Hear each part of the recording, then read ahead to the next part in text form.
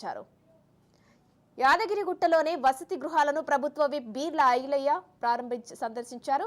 రాష్ట్ర ప్రభుత్వం విద్యార్థులకు మెస్ ఛార్జీలు 40% పెంచి వాటిని ప్రవేశపెట్టిన సందర్భంగా బీర్ల ఐలయ్య బాలికల హాస్టల్ను సందర్శించి మెనూ కాపీని విడుదల చేశారు. పిల్లలతో కలిసి బీర్ల ఐలయ్య బ్రేక్ఫాస్ట్ చేశారు. కాంగ్రెస్ ప్రభుత్వం విద్యార్థుల భవిష్యత్తు కోసం ఆలోచిస్తోందన్నారు. ప్రభుత్వ విప్ మెస్ ఛార్జీలు పెంచడం ద్వారా తమకు సంతోషంగా ఉందన్నారు విద్యార్థులు.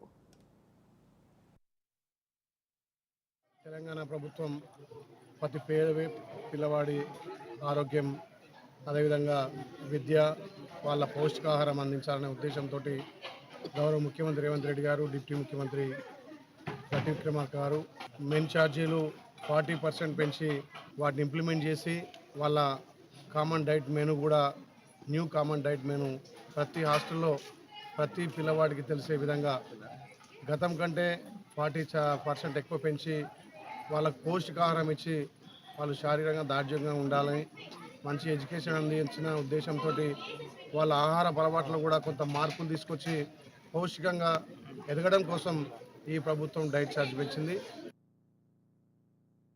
తెలంగాణ ప్రభుత్వం ప్రతి పేద పిల్లవాడి ఆరోగ్యం అదేవిధంగా విద్య